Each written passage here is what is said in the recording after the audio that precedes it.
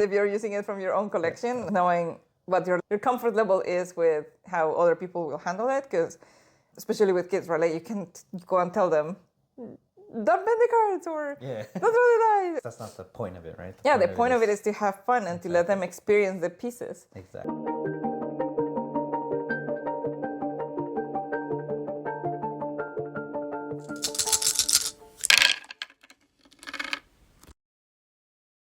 Welcome to the Hobby Hangout with Asu and Dave.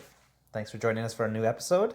And today we want to talk about planning a big event and what we decided to do. So maybe we'll start up. Sorry? No, you were going to start with us, like reflecting on the podcast. Like, I know we were going to start with that. We'll get there. No. Well, let's just jump to that first. So reflecting on the podcast. Right? No, I'm actually pausing this. No, we're not pausing. Let's just keep going. I'm pausing this. No editing. Let's keep going. I'm editing this. Just keep going. Let's just pretend that didn't happen. All right. So as we've explored doing this podcast and done several episodes now. I'll just drink my coffee. It's all yours. It's caused us to reflect a little more internally. This is her words. I'm just reiterating them. But yeah, honestly, we've been reflecting more about what it is about games, board games, tabletop games, the terrain aspect, all of that, creativity and just having fun as a family, right? How does it impact our interactions with our kids? Just the ability for us to connect on a personal level. I think it's all started to develop a very positive environment. And as is usually, when you start to enjoy something and you like it, you want to share it, right? So that ended up leading to us thinking about how do we bring this passion to our community here in Northern Ontario, right? So how do we look to engage with the community through something that's unique to us, not so much about just going to a game night at a store or something like that, but like what can we bring to the community? And I think the other thing too is that even though that there are like stores that host events, they're usually either they're for kids or they're for adults. And so far I haven't heard of anything that is more like a family friendly. But also like we don't like the common games, right? Like we like to explore new games and we have our taste, I guess, right? So we wouldn't just go and play something like Uno, right? Because it's like, well, you could just do it at home. So I think for me it was, how do we bring this to kids that could potentially bring it to their parents?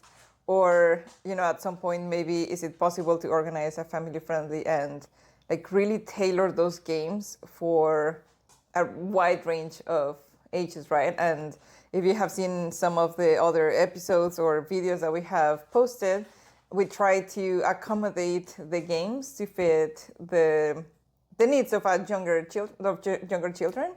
And so could this be, I guess, done in a massive event, right? Yeah. Where families can come together and they don't have to worry about their kids maybe not being able to participate, right? In this case, we will be able to make it a little bit more younger children friendly. Yeah, so that obviously got us sort of playing with ideas. What could we do? And I know I was bringing up how maybe I should plan like a tournament, a board gaming tournament, right? And we were looking at different ways and to engage the community. And one of the things we kind of decided on was like a board game jamboree, right? Make it a fun event. And then we're kind of discussing, okay, where do we start? If we wanted to organize something like that, where do we start? And where could it possibly be hosted, right? Yeah. And I think that because we're not necessarily active in the community, like we don't attend events or we're not regulars at any particular places, other than the library to borrow books. So it's hard, right? Like, because you have to find someone that trusts in your vision of what you want to do and that is willing to support you, right, to get it done and know that we might not do it right and, like, to be okay with it. So that kind of led us to contacting our kids' school, right? Because that's, we have a relationship with them. We know them. We know that they play board games, like the kids play board games. So it just seemed like a good fit. Yeah. And I know we initially we were thinking, okay, we could do this maybe But yeah, we were preparing our pitch. classes at a time. We prepared the pitch. And that's on video. There was something right. I saw nothing. It's on video. I'm just going to have to zoom it in really good.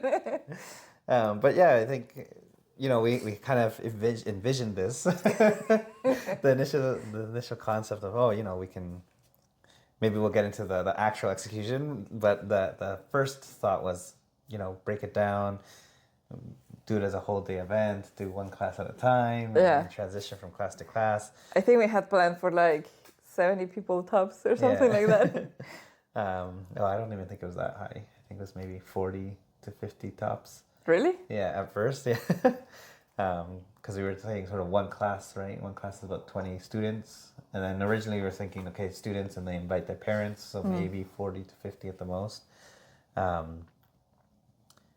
yeah, that kind of went out the window.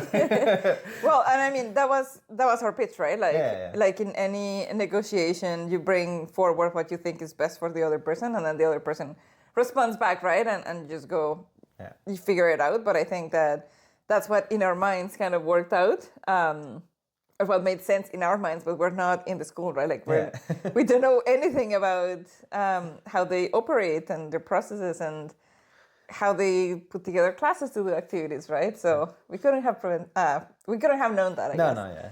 But I think when we went and discussed it at our kids' school,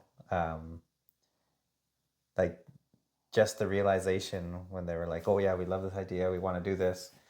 Let's do it all classes at once. 150 students. We can do it. Can you handle that?" And I mean, I wasn't going to say no. I was like, yes. We can do that. I mean, we'll figure it out.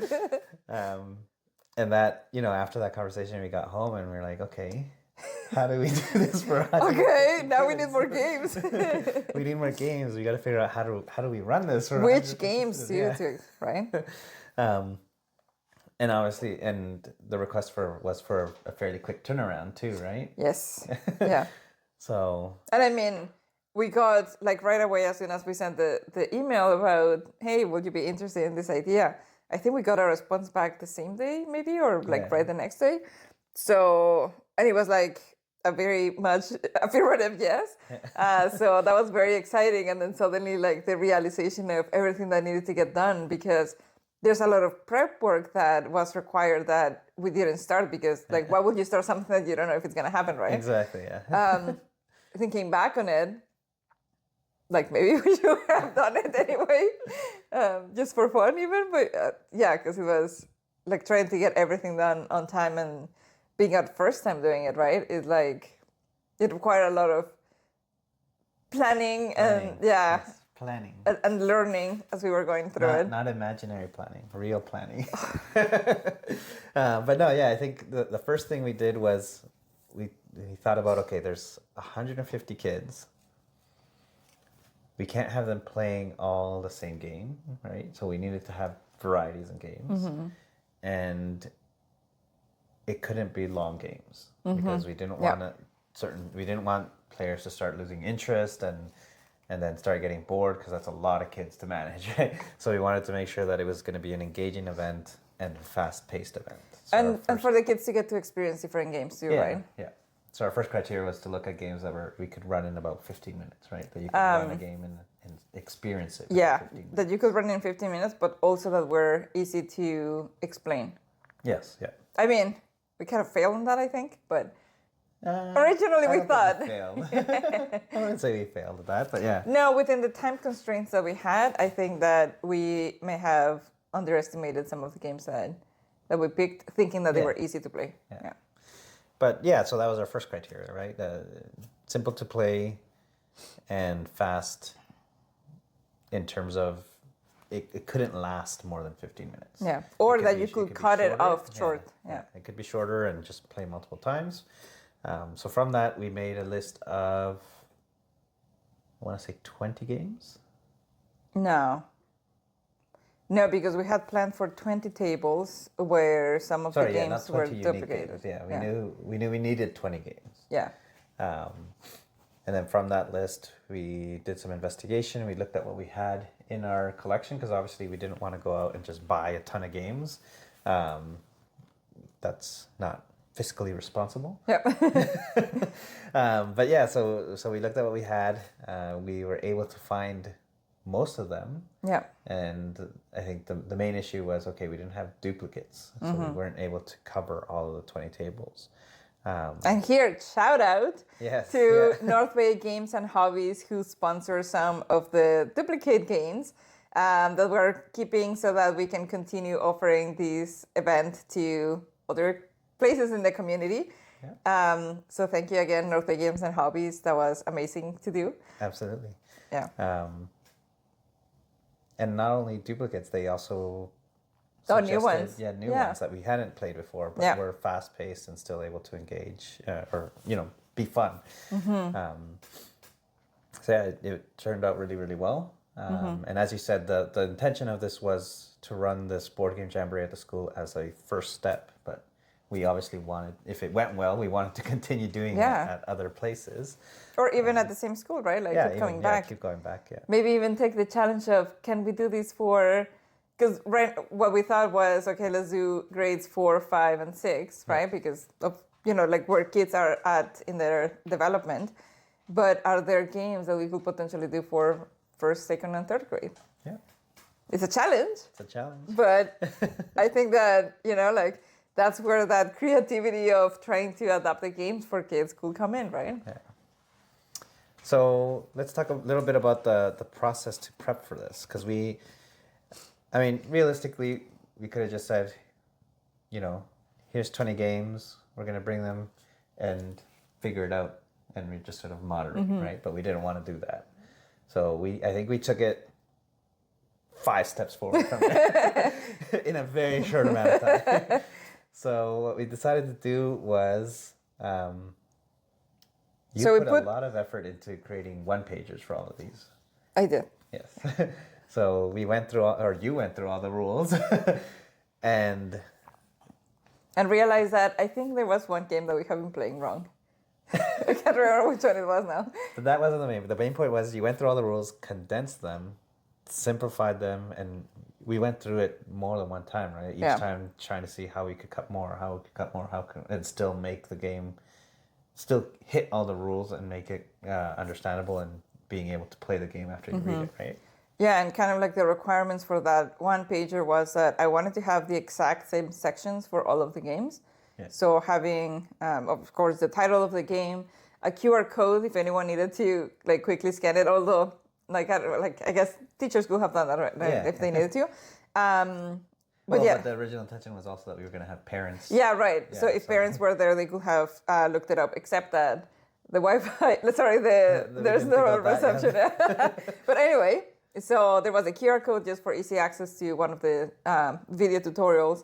Then we had the call out. No, the call out of whether that game required a first player because, in our expectations, we thought this is gonna be so orderly. We're gonna be able to choose the first player by rolling a die. We had tapes. We were planning on having the tape assigned to every seat so that we could pick a number. But anyway, so... Originally, I had a much more convoluted or complex model, I guess, because I was planning on cutting construction paper circles and taping them to each seat and then selecting a random color. And then when you're like, I'm just going to put a piece of tape and write a number on there, I was like, oh yeah, it's so much easier. As if we needed to have even more work on our plates. But yeah, so that was kind of like the requirement at the top. And then after that, okay, Inti, you want to be pet? Yeah. Then after that, it was having, what is the goal of the game? Simplified, right? Yeah. And then what was the setup and how to play it and if there were any particular callouts. But then the challenge here was that I wanted to keep it on one page. but there was a big section, it was like almost half of the page, that it was dedicated to those like special actions or special cards that people needed to refer to during playing, and that it had to be easy and it had to be bigger, right? And so that was already eating half of the page.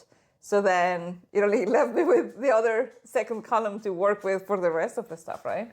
So I had some help from ChatGPT, but for the most part, it was getting the rules wrong.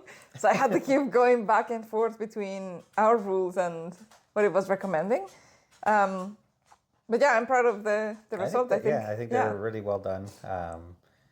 Professional grade. I don't know if professional, but they were pretty okay. Yeah, I think all that's missing is maybe some of our branding, Hobby Hangout call out there or something like that. I guess. But well, that was not the intention, yeah, right? no, that wasn't the intention. But now that they're done, I think you should have that too. Yeah. And if anyone would like to have those one-pagers or my Figma file, I'm more than happy to send them over if you would like them. Yeah. But yeah, I think that in and of itself was a heavy lift to get completed, because I think we only had... So we had 2 weeks from when we agreed to the event, and we needed to get the content or the information to them a week prior. Mm-hmm. So we only had about a week, maybe a week and a half at the most. We were supposed to get it a week prior, but I think that I ended up getting it like 3 days prior. Yeah. But again, it's not like they were asking this. We wanted to prepare all of these assets for this event to try and run as smoothly as possible. And then, so after you did the one-pagers, the next step was to create quick reference videos for the rules, right? Yeah.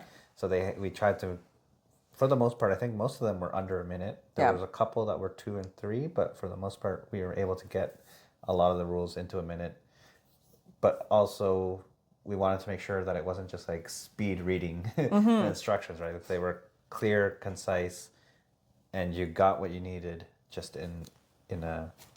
And we were keeping the same format, right? Like, what is the goal of the game? What is the setup? What is the how to play? Special action callouts or things like that. And then at the end, it was like, okay, so remember, this is the goal, right? And then any additional things that they needed to know. Exactly, yeah. Yeah, unfortunately, like I know that there's some other content in YouTube that has like great playthroughs, right? That can really get you into understanding the game. But in this case, like we're talking about, 10, 15 games that we brought that we were expecting the kids to learn within a day. So we couldn't send them that many videos, right? Even though they were only going to get to play 3 to 5 games, it was not realistic to give them a 10-minute but video, even right? Not so much from the school, like just thinking about how, like I guess the approach we took was, we're not selling the game. Then if someone's looking for this rule, they've probably already got it or they want to get it, so they know about the game. They just want to know how to play it. Mm-hmm. That's the question that we're trying to answer in these videos. It's just, how do you play this game? Yeah. So we kind of cut out all that other fluff. Yeah. Which I think they turned out really well as well. I was quite happy with those, especially with the short turnaround again. But yeah, so once we got those up and running, we had the games ready, we had everything set, we had that sort of calm breath before the storm. We're like, okay, we're ready to go. We had 2 days to breathe. Yeah. And we figured out how we were going to execute, right? So we thought, in our minds, yeah. Yeah, tell them. So we were going to set up all the tables in a circular clockwork fashion. Yeah. Well, so the gym, right? So the 2 sides, they have tables that come down and like long tables. So we knew that they were going to be, I think it was like 5. Well, I guess 5 on each side, and it's a large gym. So we were going to have those 2. We were bringing our own 2 smaller tables to run. Happy Salmon and from 1 to 2 T-Rex. Yeah. But yeah, so we were doing that. And so tell them our expectation. Yeah. So we went in, we set up all the games, we put out the instructions, we did your taping to number the spots so that once all the tables were set up, we could call out a random number so that they knew that at their table, the person at number 3 was going to be the first player. Because for us, we were like, okay, we don't want the kids to waste time because they're gonna waste time arguing and trying to figure out who's the first player. We can help them decide that, and then they can just get into the game. So we were gonna do that. We were gonna run for 15 minutes and then call out, and then everybody would rotate in a clockwork In an fashion. orderly In fashion. an orderly fashion, yeah. And we were ready to facilitate a couple of games specifically. Yes. You even gave me some stickers to hand out to the Did you? winners. No. Okay, so in the It was game, pure chaos. in the game, give me that. There's a bunch of stickers of like a potato holding a pencil, right? Yeah. Which, I mean, there's so many that is like, why would we need them, right? So I thought, kids like stickers, and so if there's a winner, we can give it to them, right? And you had some, I had some, just in case like whoever was around. Did you give any up? No, I was on the other side. But anyway, make sure that you tune in for part 2 where we talk about everything that actually happened during the event. Yes, that's true. Yeah. Okay, so let's stay focused. More planning. What More else? planning, yeah. What else did we do for the planning? Oh, you know what I forgot? Because we were planning on putting a survey together. Because we wanted to get feedback, right? We wanted to get feedback from the teachers at the school and potentially from the students just on what they liked, what they didn't like, especially if we plan on running these, if there's any games we should sort of remove. So we wanted to capture feedback, which we never did. So we should do that. I don't think that we could have done that anyway. Yeah, no. Because we were around the clock, right? And the other thing is that when you asked if it would be possible to get feedback, I thought just kind of like a word of mouth kind of feedback, right? That should be fine too. I did not expect me to have to create a survey. I had my corporate hat on. I was like, oh, we'll put together a survey, send it out, gather feedback, actionable feedback. You can't gather actionable feedback from a survey, though. It has to be an interview. Anyway. Yeah, Anyway. So, so then we plan to get there early the day of the event. Yeah. So we could set up everything. I remember like we were fussing around trying to make sure that everything was set up, that they were like the seats that we had planned, that they were like the right spacing. Well, now you're getting into the actual day. Okay, I'm gonna stop there. So we'll stop. Okay. No, but that's something that we planned, right? Like we were trying to give them the best experience as soon as they came through the door. Yes. Through the doors, right, in the gym. But yeah, I think the other thing that maybe we didn't plan was maybe we did plan this, it just didn't happen. Because we planned to have sort of like an opening, not speech, but like at least... Oh yeah, instructions. Yeah, instructions on how the event would run. Okay, but don't tell anything about whether it happened or not. That's for part 2. But I think that was the most of the planning, right? So I think that the biggest lift was the one-pagers and the instruction videos. Mm-hmm. Yeah.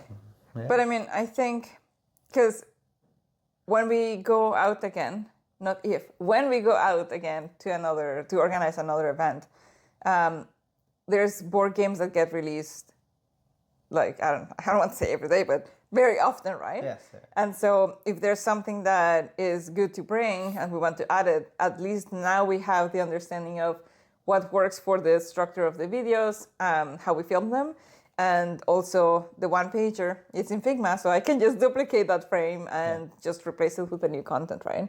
So we also figure out the thumbnails, which any other content creators will know how hard that is. It's not necessarily that we have figured out the perfect thumbnail, but I think that we're pretty happy with how it highlights the game and also the name of the game.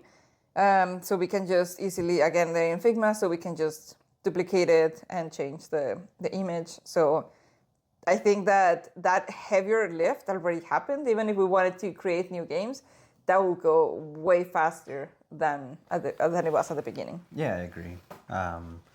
And even just the selecting of the games, right? We have a better understanding of what we're looking for. Mm-hmm. We've actually gone through it, not just from the planning purpose aspect, but from the actual execution. We have a better understanding now what we want to look for if we do want to add more games. I think the other thing of planning it was that we kind of glossed over was, like, initially we looked at what we had, right?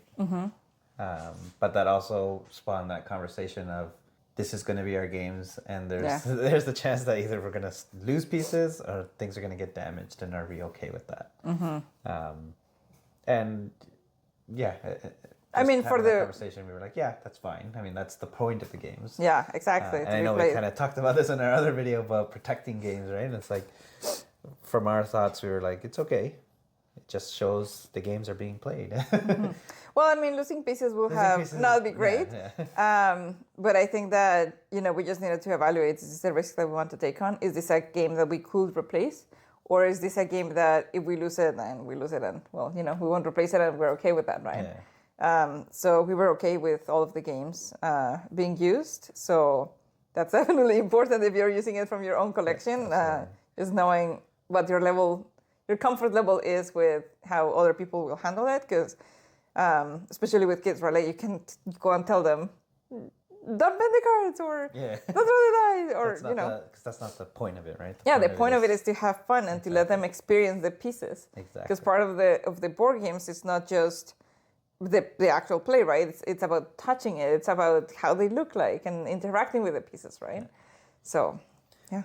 The one thing we did do, I guess from a planning perspective, was for Give Me That, though. Because Give Me That comes with like a pad of paper. I hadn't thought of that until like it was getting closer to the date, right? Yeah, we kind of thought, okay, we may run, depending on how many sheets they use and how many people play the game, we may run out of papers. So we decided, okay, we just grab the self-laminating pouches. We laminated 8 sheets for each game, and we let them play with a white board eraser marker. It was a fine tip one, so they were still able to write small versus a pencil.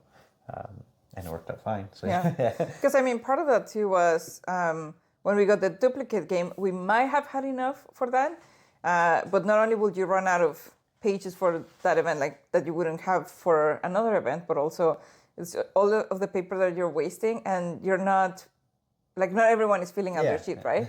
So when you're evaluating, and we talked about this, right? Like, what games did you protect? And lamination was one of the things that we were discussing, right? If the game is like, you're trying to get it to be played multiple times, and the game has constraints depending on like how many pieces you're provided with, and that you run out at some point, then that is a very good reason to do something about it, so that you can make it last longer. I think the planning went well overall. In the kids. How many times did we get angry at each other during the planning? Not once. But even the kids chipped in, right? So you had a daughter. Our daughter was reviewing the rules. She was QAing the videos as well. So she did one pass at the rules. You're so needy today. So she did a one pass at the rules, and then at the end, when I had finished everything, she had to do another QA of the rules again, because we had modified a few things after you reviewed it, and then make sure that everything was also reflected in the videos. Yeah, I don't think there was anything else on the planning aspect. I think that covers most of it. Yep. I think the planning wasn't that hard. It was just the executing the plan that was time consuming. The execution, but even the execution, I think, went really well to prepare for the event. I don't think there was anything else we could have done to prepare more. Do you? No, I don't think so. I think there's learnings for the next one. Yeah. But not necessarily something that we could have, like, if we look back, right? It's not something that we could have had an idea of what to do different. I think that we did the best that we could with the context and information that we had at that time. Yeah. I agree. Okay, good job. Good job. And again, one more thank you to Terry at North Bay Games and Hobbies, because that definitely helped us when we had that realization. Okay, we don't have enough games to actually run this event now that we've got buy-in. And that we knew how many people there were going to be. So definitely thankful for his sponsorship and support and helping to make it a success. So I do think it was a success. It was. Yeah. Well, tune in for part 2 of how it actually went on that day. So we'll see you on the next episode. And like I said, if you want those one-pagers, I can send you my Figma file, or I can give you, like a PDF to give you an idea of how I did it. And it will be great if you go out in the community and do something similar to this. Or if you have already done something like this and you have some learnings to share with us, please let us know in the comments. Yeah. Have fun out there. Okay, until the next time. Bye. Bye.